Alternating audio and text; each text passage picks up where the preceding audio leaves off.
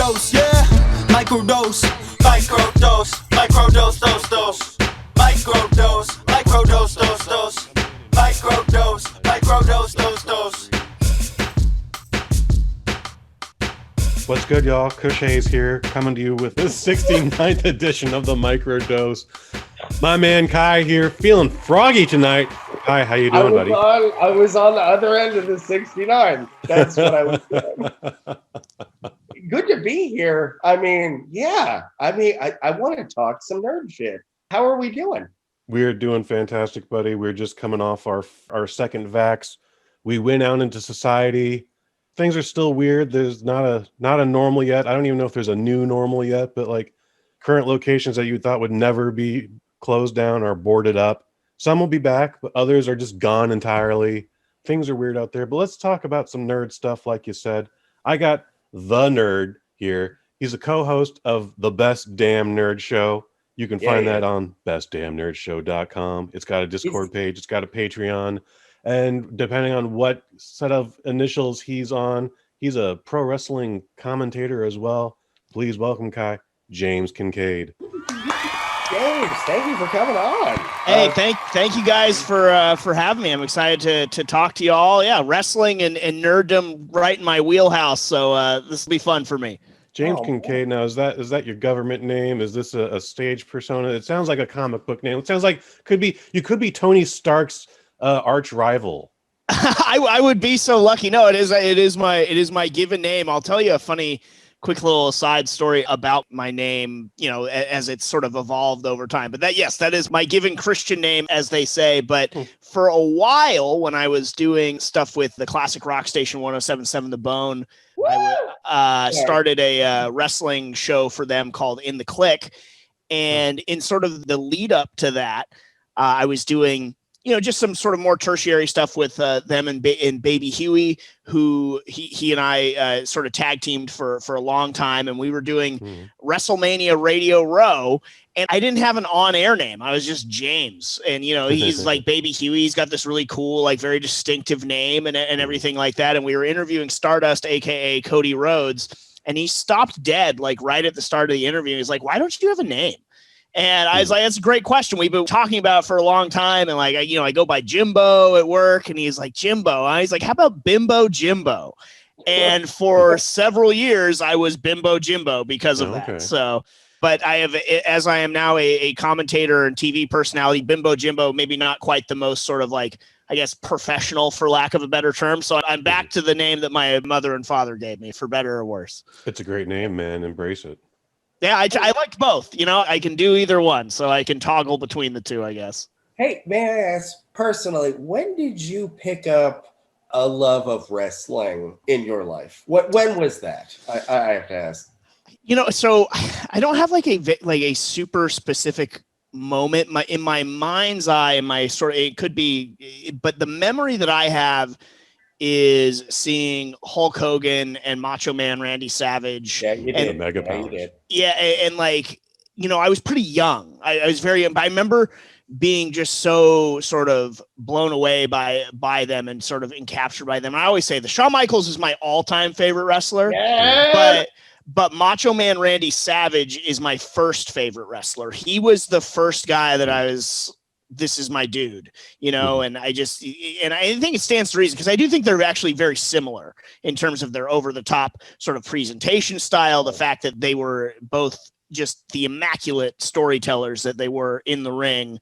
So Macho Man Randy Savage was my first. And then Shawn Michaels, really, once he burst onto the scene and went singles, that was just like, this is the guy, Do you remember the famous kick to the barbershop window? Oh, yeah. To me, I'd say it's even better than the Hogan heel turn joining the NWO, because for the time, it was so violent, and it was just unlike anything they'd really done before. I think it is the gold standard for heel turns in professional wrestling. I really do.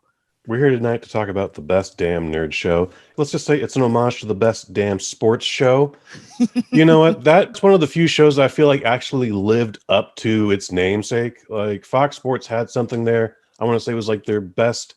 It was their number one show on the station. And then for whatever reason, it's like, yeah, we're going to get rid of that. We're going to get rid of that thing that's successful and try something not good. Well, it's funny. The Best Damn Sports Show is no longer with us, but the Best Damn Nerd Show is. And it was funny just how the genesis of the name came about, because we started the show when I was in college at SF State. So we started in, I want to say, I guess it was 2009, because I was just finishing up at SF State when we started. And going back to 2009, there wasn't, the nerd culture saturation that there is today. So like us even naming it that, it was very much so to be sort of counter to everything that was going on at the time. We were, we liked sports, but we had this nerdy side to us, that really wasn't as being openly shown then as it is now. The MCU wasn't the favorite of everybody. Game of Thrones was not on HBO yet and stuff like that. So it was very much so just like, hey, we're going to talk about nerdy stuff and you guys are just going to have to deal with it. And I think for a lot of people, it was kind of like, hey, I like that too, and it was just, we were kind of at the forefront of nerd nostalgia culture. I will say that. And it was sort of a poking at the Best Damn Sports Show. And now we're still going strong with the Nerd Show now. How nerdy are we getting? Because as you said, the term nerd gets thrown around very liberally. I'm a car nerd. I'm a sock nerd. I know everything about macaroni and cheese. That's how nerdy I am. Like, where do you guys go? I see you got the Captain America shield and helmet behind you. That's pretty awesome, FYI. Yeah, it's from a Halloween costume, so I just decided to keep it on. My roommate actually helped me make that. Like, I consider myself a Renaissance nerd, or a jack of all nerddoms, I guess, because I wouldn't say that I am jack of all nerds, the master of any one thing. If I ever was to have been, it would have been the original Star Wars trilogy, which I obsessed over. I have friends now that accuse me of not being a Star Wars fan because I have hated so much of what has come since the original Star Wars trilogy. No, that makes you a bigger fan of the original. No. You're in the right here. Yeah, that's where I'm coming from. We have a sort of a wide sort of range of things that we cover and love. Like, I love comic books, but I wouldn't say I'm the foremost expert necessarily on them. I have ones that I love and ones I've really enjoyed, but I'm not the one that can sort of pull out of thin air in this issue or whatever, kind of like that. Because I have such a wide range of tastes, it would have been impossible for me to sort of like divvy up all of my energy into all these different spheres. Like, love Battlestar Galactica, Lord of the Rings, all this type of stuff. And we, on the Best Damn Nerd Show, we cover a wide range of topics. We're nerd niche, but that is such a wide niche. The term doesn't even really benefit it there, but we cover, video games, movies, pop culture stuff, TV. And like you said, I mean, there's so much stuff that people claim to be a nerd about. There's no shortage of topics that we can really cover. My favorite thing is when we can get nostalgic about something that we really love. Like, we did an episode recently about Adult Swim shows that we grew up loving. And it's just so much fun going back and remembering those things that really shaped you. Like, for me, I don't know if you guys remember, it was early pandemic. People were like posting like the photos of like the people that shaped you or whatever, or maybe it was a wrestling thing. It was like, what people shaped your wrestling persona. And I did one that shaped my sort of on-air persona. And one of those was Space Ghost. So getting to go back and talk about Space Ghost and stuff like that, always fun for me. We cover a wide range of topics, but I think, like, for me, I'm just such a sentimental, nostalgic guy at heart. That's where I really feel like I thrive. I'm going to smash light bulbs with my friend in the alley. I love the Chambrain episode, and just I mean, it's just Space Ghost Coast to Coast was a very formative show for me in my on-air sort of stylings. That was, oh man. In terms of comics, are there any in your mind that are due for a show or movie series? That's a great question. I think that, anything from now heavily, I think the reason why the Captain America movies were so good is because they did take heavily from Ed Brubaker's run on Captain America. And so I would say taking anything from him, I would like X-Men to take another pass at Days of Future Past, because I don't think they did that right. Where are those? Yeah, they didn't really do that one right. I think that actually something from more recent comic history that I think was probably the best of anything of the last several years was Scott Snyder's work on Batman. The Court of Owls storyline is one of the most badass, terrifying, just awesome additions to the Batman mythos. Probably the best addition to the Batman mythos since the animated series, in my opinion, that I would love to see DC do that right. I just, if you haven't read it, anyone listening, if you have not read it, do yourself a favor, pick up the trade of that. It is so good. Where do you stand on the Highlander? Okay, I don't want them. So this is another thing. As a nostalgic, old soul, hopeless romantic, I stand usually staunchly opposed to reboots. Okay. I try and hold that line as well as I can. Now, I've been surprised before. For instance, the Thundercats reboot was excellent, and then only lasted a season. Battlestar Galactica reimagining was amazing, was exceptional, and so there are exceptions. I would rather them leave Highlander alone, but I think given the news, if they're going forward with it, I think the news that Henry Cavill being attached is probably the best possible news that the project could have gotten. I think he's the best guy. To quote, Zoolander, so hot right now. Henry Cavill is really big right now. I think because the other rumor was Ryan Reynolds, and I have nothing against Ryan Reynolds, but I don't think he would be right for McLeod. That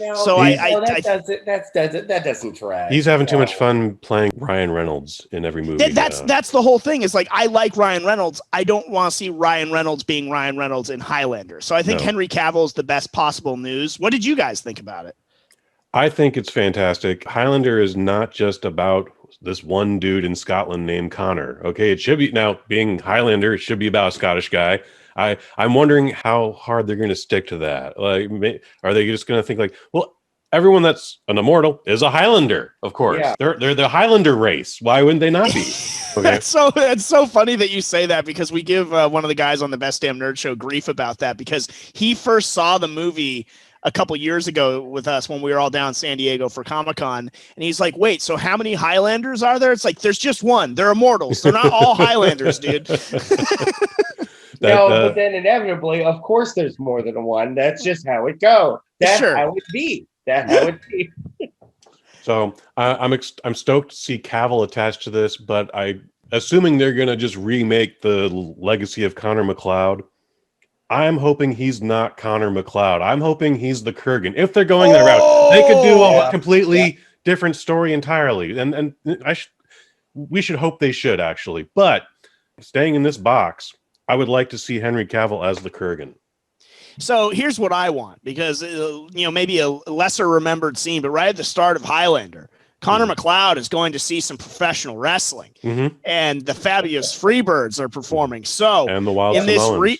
In this reboot, better get like the New Day or somebody getting ready for a tag team match before the things really get kicked off proper. Like, that's the one scene I want them to really keep alive, is I need to keep my pro wrestling in Highlander. Well, so the director's story behind that opening scene was it was supposed to be a hockey match. And for whatever reason, they couldn't get the Rangers to sign off on it, or they couldn't sneak a camera in on hockey night. So somehow they got whatever promotion was doing this, and they went that route. Good on them, because I love it now. Like, going back and watching, oh shoot, like we got the Freebirds, the Samoans. Like, this is great.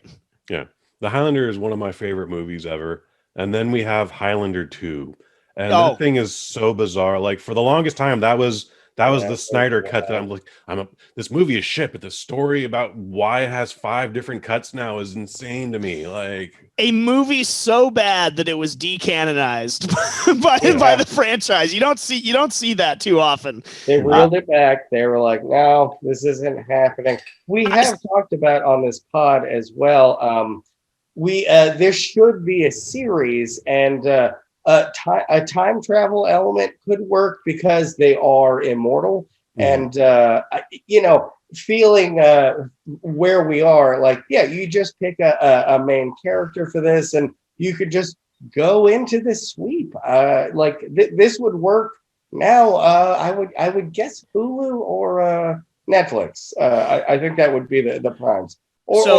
Amazon Prime. I was a fan of the Highlander series, even though, really not too much after the first movie makes sense because you think he wins the prize or whatever. But you can retcon that however you need to. But with this reimagining, I do think the reimagining would work better as a series in general because you could stretch out the race to the prize as long as you want. I think one of the strengths of the original Highlander movie is the other immortals, that you only got just a little taste of, but I would love to get to know them more. Part of our nerdy proclivities includes playing a lot of board games, and my buddy Jeff is like the board game maestro, and he has got this really cool Highlander board game that is just so fun to play. You each pick an immortal and you duel and do all this other stuff, and you go through the ages of history. It's freaking awesome. Get some. Yeah, it's super cool. So I would love to see a fresh Highlander series. I think I'd be more on board for than a Highlander movie. My whole thing about reboots and stuff like that is I think the original is a classic. Like, why do we have to go like mess with it? But I get that maybe it's not one of the most sacred to other people, but like you said, it's one of your favorite movies. So I just hope they do it well. I'm sure the action scenes will just be bananas awesome and stuff like that. But for me, Christopher Lambert's my Highlander till I die, for sure. Nice. Obviously the part 2 is awful. And then there's, for some reason, a part 5, which is only Adrian Paul and his cronies. That thing is like beyond bad. Like, it's just, you're also bored with it. You're just like, what is this? What are we watching here? Highlander Endgame? No, that's the 4th one. That one actually they did one after that? They did one after that. It got a Sci-Fi Channel premiere. I think it was still proper sci-fi as opposed to the SYFY. Yeah. But it was not good. There was the bad guy is for some reason an S&M leather-clad bandit. There's a violence montage where someone does a cover of Princes of the Universe. But you just see him like chopping heads off, and then like at one point someone dumps a bucket of Gatorade on another guy in celebration. Like, there's some weird shit going on in there, but it's also boring. I think it's infinitely harder to make a boring movie than it is to make a bad movie. I think making a boring movie is a greater sin, actually. Boring. There are 2 sins in movie making, which is boring and confusing. Those are the 2 things you can't do.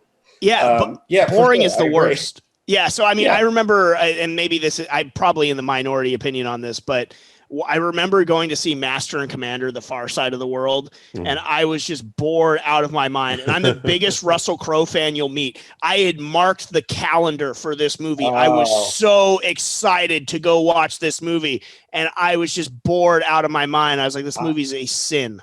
James, Absolute sin. I don't know how to reconcile this with you. I love that movie. I know I'm in the extreme minority. I need to give it I thought it was interesting and like insightful. I'm sorry. Like, I don't know what to say. Like, I'm glad you got something out of it. I'm going to add my own little spice to this. I don't like movies about boats or ships or crossing the Atlantic. And so when my roommate did rent it, he's like, "Hey, Kush, we're going to watch some Master and Commander." And I tried to give it like 5 minutes, and I don't remember what pissed me off, but I ended up just like storming out of the room, just like, I wouldn't even be on the goddamn boat in the first place. Man, fuck this. And that's my Master and Commander story. Yeah, but if you're into that shit, the Horatio Hornblower series, Hornblower. That's what it was. You're in if you're in. If you've read those books, cool. I was in. To me, I was just like, oh no, imagine being half a world away on that wooden boat. How would it be? Sounds rough, man. Yeah, sounds awful. I feel you. No, I'm glad you got something out of it. I'm actually I have not watched it since theaters, and I feel like I need to give it another shot. That's a long one too to sit in a theater. I know. I'm gonna give it another shot though, because Russell Crowe is my favorite living actor. I hate having such feeling about a Russell Crowe led project, so I need to give it a shot. Wasn't Russell Crowe just announced as Zeus in Love and Thunder? Yeah, he's going to be Zeus in Love and Thunder. My suspicions is he's going to get killed very early on in the movie because I think they're doing the God Killer storyline or what have you. This is the new Thor you're talking about. Yeah, Thor, Love and Thunder. Kratos will show up. He will gut. Yes. Russell Crowe. Yes. We got some Marvel titles coming out since you brought it up, Kai. The Loki series looks really fun. We've got Black Widow, Venom 2, The Eternals, Which of those four are popping out to you, Kai? I'm sorry to cut you off. The Loki series, I mean, there's a Wilson in there that looks like just the time jumping, like dimension bending angle is like, all right, well, here's where we're going to put you. Like, I'm in. Just do it for me. I trust them with that. That looks cool. And then I think the bigger part of that one for me is like, well, they're going to connect it back to at least WandaVision, I would guess. And then I don't know about the current Cap, but they're trying to tie all these points together in the new like multiverse era that we've entered. James, anything standing out to you on those four? I got to agree with Kai that the Loki series is what I am most interested in. I love Tom Hiddleston. I like Owen Wilson a lot as well. Mm-hmm. And to me, Tom Hiddleston's Loki is callback to a bygone era of the MCU, when the MCU was at its zenith and everything like that. I'm also excited for the new Doctor Strange, with the Multiverse of Madness. I like Doctor Strange. I like all that stuff. And the Multiverse of Madness title gives me hope that it's going to be kind of Lovecraftian in its nature, which I am a big H.P. Lovecraft guy. So I would love to see that. So I'm big on Doctor Strange, the Loki series. I think that the Eternals, that's kind of a why to me. I mean, they're just, you know, I'll see it. I feel sort of honor bound that I have to see it doing the Best Damn Nerd Show, but I'm not happy about it because like I quote this. One of the co-hosts, Jeff, said this quote many years ago now when we were talking about the Infinity War storyline and everything like that. And I think it applies even better to the Eternals. He said several years ago, he's like, if Adam Warlock is your favorite superhero, you're an asshole. and true. And I'd also say if the Eternals are your favorite superhero group, you're an asshole. So like, I don't know. That's just how I feel. I feel it's like, man, we are scraping at the bottom of the barrel here. That should be a questionnaire if you're picking roommates. It's like, no, I love Adam Warlock. You're like, fuck, you're an asshole. Yeah, get the fuck out, bro. The Best Damn Nerd Show is a weekly podcast. You can find it on all the platforms, but including bestdamnnerdshow.com/Discord and bestdamnnerdshow.com Patreon. Did I do that correctly? You did it right. Thank you, my friend. Thank you. It's part of the 10-O network. That's TEN-O as in Oliver .GG. Kai, I think it's time for Pick a Pitch. Is anybody ready? Here, I'm ready. Bonesaw is ready. Woo! Previously on Pick a Pitch. In the course of Pick a Pitches, the point has been that it's not easy to pick which one because there are uncomfortable angles to all of them. Here we go. There's three. Number one, Mel Gibson is new Spider-Man. Pitch number two, Alan Alda as Space Batman. It's in the future. Alan Alda is Batman in the future. Exactly. Okay. Number three, pitch number three. Paul Giamatti is Buffy the Vampire Slayer. Kush, this is Pick a Pitch. Mel Gibson is Spider-Man. Mel Gibson is Spider-Man. I think we're going to go with Paul Giamatti Buffy. Not because I like Paul Giamatti. I do. Not because I like Buffy the Vampire Slayer. I do. I want to hit this gender swap. I want to see how the champions for it react to it because I think they're going to dislike this a lot. Honestly, I think this is a gamble. I think this is a point we can make. Maybe it's a little controversial. I don't know. But I think the same trauma that Girl Ghostbusters in 2016 went through, is going to get through from those SJWs. This is the same heat. Oh my gosh. I can't really imagine it being of quality, no matter how serious we take the material. No disrespect to Paul Giamatti. I know he's going to show up every day to work. Tim Burton is going to do this movie. Tim Burton's Buffy the Vampire Slayer. Yep. In Jersey, that's happening. I was hoping to have someone a little more active on the social media so they can just insult the fan base of Buffy the Vampire Slayer. For sure. But Tim Burton will just be too busy just making music for it. Yeah, no, listen, we approached Ryan Coogler but he just hung up on us mid-call. So we didn't know where. There were a couple other people, but it didn't really work out. So he's what we could get at this juncture. That was Maybe probably a smart move on the Cougs' part. Pick a pitch.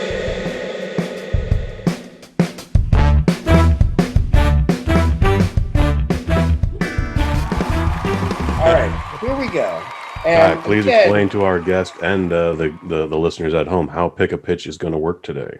well, it's pretty straightforward. I'm going to read a series of pitches. You're a studio executive. You need to approve one of these. And again, they are challenging in their own nature. Maybe they won't get made, but this is your business. This is what you're doing. You're making movies. All right. Are you ready? Because we are playing Remake Roulette today. Cool. Wow. Wow. You picked the perfect guy. Wow. after I spent most of this time haranguing reboots. All right. Okay. Yep. No. I was surprised. We want you in this position, especially James. Like Adam Carolla always says it when it comes to the Boy Scout camp over. You don't want the guy that throws his hand up first. You want the guy who wants to watch the football game on. I'll take him. No. We don't want Jimmy, that. you're the perfect person for this. We flipped a coin backstage. You're going to get the first call here. You do have the option to pass if you don't like it. Okay. Here we go. Are we ready? I'm ready. All right. Number one. Pitch number one. Jaws is being remade, and the shark somehow has access to Twitter and is canceling people by himself. I mean, cancel culture is. I mean, it is. There maybe is nothing more terrifying. Yes. You know. God, I feel like the Adam Warlock fans will probably come for my head after this podcast. So, the cancel is real, and it is happening. That is pitch number one. Man, that's pitch number one. That is tough because I'm. You get to decide who's going to be in it. You get to decide how it's getting distributed. Maybe this is a thing that only gets seen in Thailand. That's your choice, man. This is your pitch. What's going to make this? You're I'm going to pass because I want to see. I don't know. I got a feeling about the. I got feeling about the next one. Cancel Jaws. Is that the title of it, or am I? What are we calling it? Cancel Jaws is probably Cancel the best. Jaws. Okay, Cancel so Jaws. The shark has a Twitter account. Okay. Yeah. No, it doesn't. It can read Twitter somehow. We don't know. That's part of the mystery that scares us. Fascinating. I'm going to get Tim Burton to direct Cancel Jaws. Oh, God. We're going to get Johnny Depp to play the lead. Okay. No. We're going to take some chapters out of his real life, and that's what's going to enhance his performance. Okay. You're going to see this shark cancel a couple of folks here. You're going to see the shark cancel Army Hammer. You're going to see the shark cancel that jerk off in American Beauty. You're going to see the shark's going to get some cameos in. What about Gina Carano? She going to be because you need a babe. Gina Carano, she's going to be in a bikini. Nice. Okay. Yeah, we're going to get some toxic masculinity in there as well. And then she just gets canceled. What we find out is that Helena Bonham Carter has been behind the whole thing. Of course she's in it. Of course she has figured out technology that gets the shark to cancel these celebrities, just individuals of circumstance. Okay. Now, this movie isn't going to necessarily play that well in America. So we're going to do Canada and we're going to do France. Okay. Now, if it does good there, we're going to get the word of mouth out there, and then we're going to start rotating in the circumference. We're going to hit the Baltics. We're going to hit the North. It's going to get in there. Don't worry about that. But that's my plan for Cancel Jaws. Okay, pitch number two. Freddy Krueger is back, and he hates vaccinations. Love it. I'm glad I passed. I'm into it. I can work with that. He's in your dreams. If you want to avoid a vaccination, he's there to support you. Okay, I can roll with that. I mean, what's going to make that movie a success is so he's an anti-vax super horror creature, right? That's what's going on. Yeah. I mean, instead of the claw hands, he's got needle fingers, you know, that are filled with Moderna, Pfizer, and J&J. I feel like that writes itself. Yep. You know, I think that there'd be a great moment in the movie where he's not only anti-vax, but he's anti-mask, as it turns out. So when he takes off the mask, you see just the horror show that is his face. That'll be a great reveal. Absolutely. I'm trying to think of who I would cast as the great Freddy Krueger anti-vax man, though. But I mean, one thing I know, that the star heroine writes itself.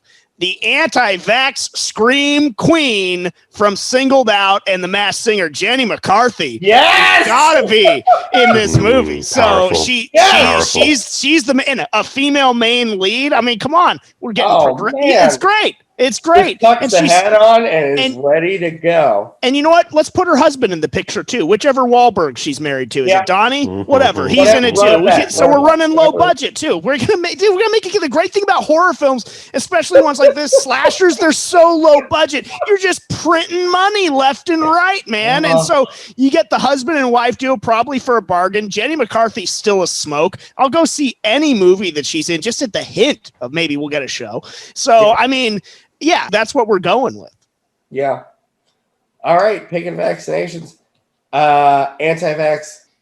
Yeah, I'm going wide release with AntiVex Freddy, but we'll probably hold our premiere in that wherever that Oklahoma building was where they had the Trump rally. I figured we'll have good numbers there. They'll be right there. Yeah, big sheet that it's gonna be on too. People would show the up. states will be best and will be red like blood. 100%. Yeah. Now, Kai, you're the judge of this segment, so who wins? I mean, no, I did cancel Jaws, but I'm going with cancel Jaws. That was the strongest case. I'm sorry, James. Cancel Jaws is going to revolutionize society as we know it again. Cancel culture is very hot right now. It's gonna humble everybody. That's why I slipped that one in there, because it was in the back of my mind. I got to go that way. But I mean, no, who wouldn't? Many of our other crazy properties that we brought up on this adventure. Pick a pitch.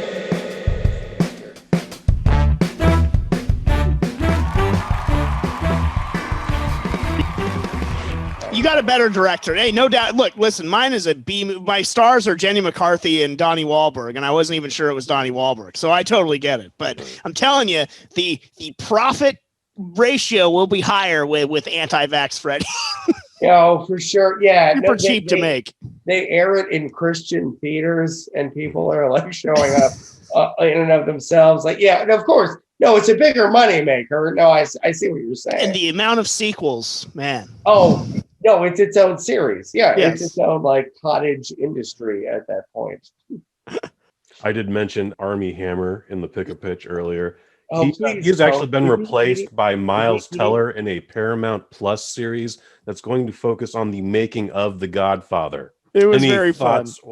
Before we go, Jimmy, any thoughts on Snake Eyes or F9? Yeah, actually. So I love G.I. Joe. And I actually did you can find this on YouTube as well. If you search Best Damn Nerd Show on YouTube, I actually did a video. It's coming out. Well, it'll be out by the time this podcast airs. So reacting to the Snake Eyes teaser trailer. I love G.I. Joe. I think it is staggering that we don't have sort of a G.I. Joe MCU type situation going on right now. I think they tried. They tried. They were, but I feel like they came a couple years too early. Like, could you imagine them releasing Retaliation with The Rock attached today? There's no way that it wouldn't just be spawning sequel after sequel after sequel. It would just go. Yeah. I do think it is interesting, though, that you're starting this series with, yes, one of the favorite characters and most beloved characters from G.I. Joe, but with one whose whole appeal is very similar to Boba Fett, and that is being shrouded in mystery, not seeing his face, not hearing him talk. And that's the first thing we're going to see. Feels like it's something out of the book of Bad Ideas. I'm hopeful for it, because I want it to do well, and I do believe in G.I. Joe, and I would love to see it. Hold on, Henry Golding. Henry Golding is pretty awesome. Oh, yeah, Henry Golding. Yeah, no, I think it's a good call for the casting. It's just an interesting sort of I hope it's more the Wolverine and less Wolverine Origins. I guess. Okay, that's so fair. that's sort of my take on that. But I'm a big believer in GI Joe being a viable entity. What is that? Are we getting a Storm Shadow? What's going on? Storm Shadow. I forget the actor's name that's playing Storm Shadow It's in this movie. the guy who is currently in the HBO Max series Warrior. That's right. That's right. That's the kung fu kind of reboot. Andrew Koji. Yes. Here. He does a great Bruce Lee impression. Well, I would love to see, a G.I. Joe proper. I mean, give me my Cobra Commander, give me Flint. I don't know. I was a little disappointed in the teaser trailer how Baroness and Scarlet looked. Not so much how they looked. I just don't think Samara Weaving's much of an actor after watching Bill and Ted Face the Music. Yeah. So she's great in Ready or Not. Wait, I haven't seen that. That's a fantastic movie. Give me a Dr. Mindbender. Hell yes, bro. Orthodontists that have been demented. Give me Tomax and Zaymot. What the hell?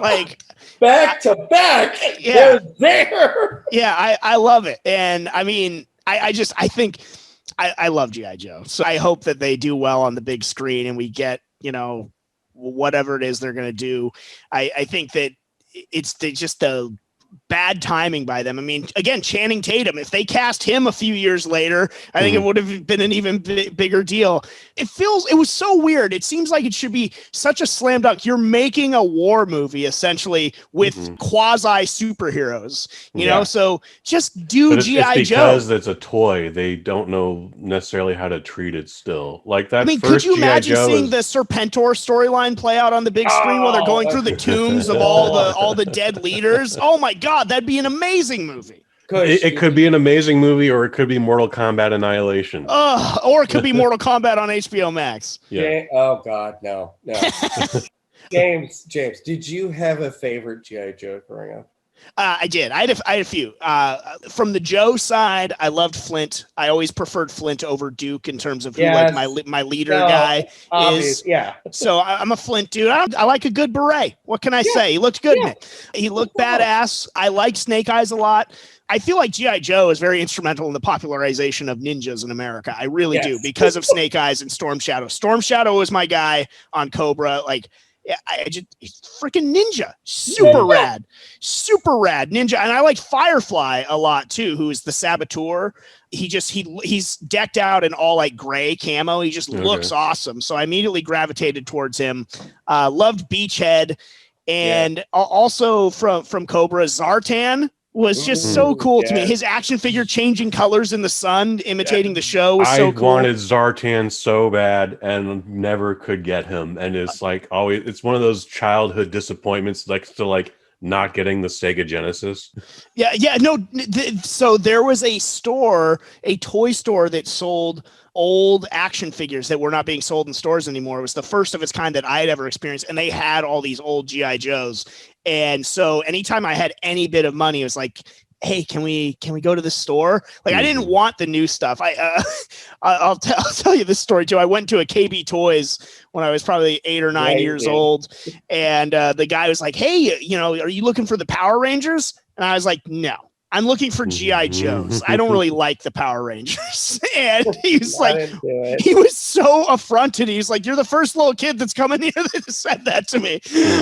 But that's just who I am. I grew up, watching the replays of the G.I. Joe cartoon and the Transformers cartoon. So those are sort of my things. I guess if I were to anything besides Star Wars, it's those 80s animated series, those 90s animated series are really, man, they're just the good stuff besides wrestling.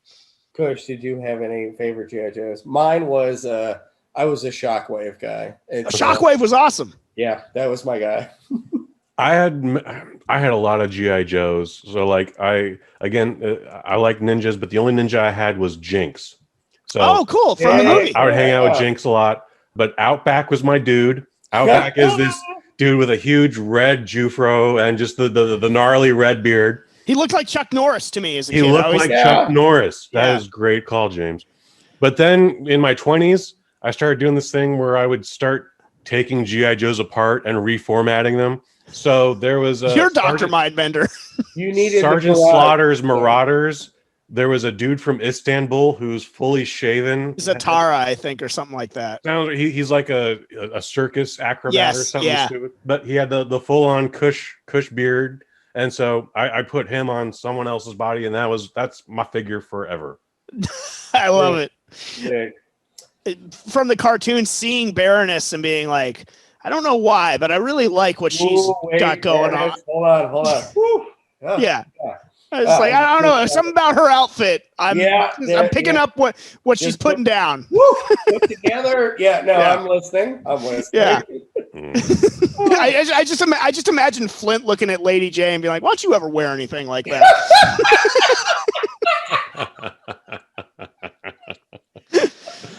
James, your podcast is on the 10-0 network. Do you have any big events coming up on there, or just in pro wrestling in general?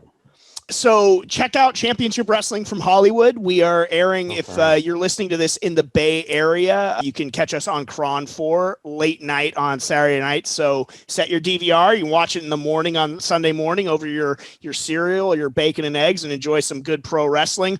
Or, just check your local listings across the United Wrestling Network, wherever you might be listening to this, because we are all over the place. And so, yeah, Championship Wrestling from Hollywood is where you can catch me weekly on TV. And then, yeah, bestdamnnerdshow.com/Discord. I love, like, one of my favorite things about this reboot of the Best Damn Nerd Show on the 10-0 Media Network is interacting with what I call the nerdosphere, our listeners and stuff like that. It is so gratifying, so much fun. They have great ideas.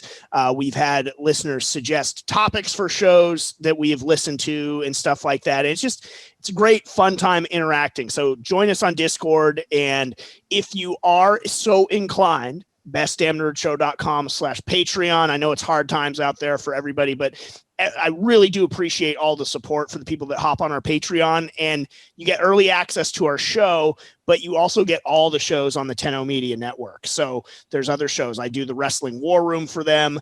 I was just on an episode that came out recently called Game Club, where Kenny Omega, myself, and the rest of the panel of hosts discuss the game Undertale. And it's meant to be a podcast that you can either listen to while you play through the same game that we're talking about, or you can go back and listen to it afterwards, sort of like a book club, but for video games. So there's a lot of cool shows on there. That's really cool. Yeah. So I'm doing a lot of different things. So check me out on there. Follow me on Twitter at James Kincaid, and Instagram is at the James Kincaid, because somebody else apparently has one without the. Oh, those jerks. You can also follow him on talk your mind better about that. God damn. The BDNS, as in the Best Damn Nerd Show, is also on Twitter and Instagram. Kai. Oh gosh, Limitless is coming up. That is coming out June 16th. Woo! Please check that out. That was fun. As I bill it, it is called Cocaine the Movie.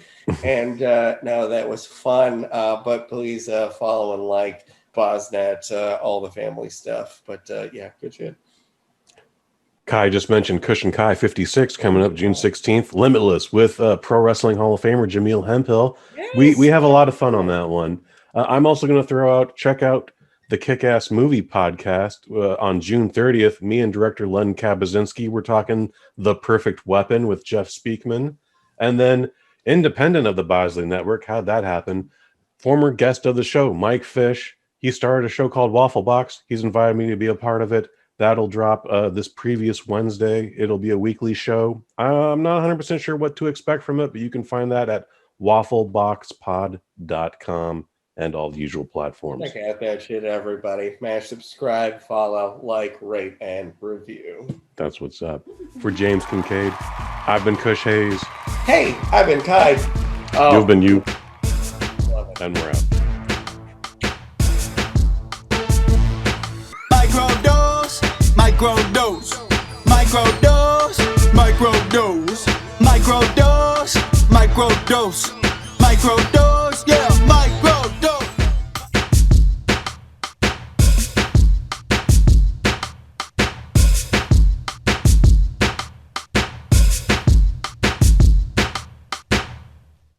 From the BosNet family. If Adam Warlock is your favorite superhero, you're an asshole.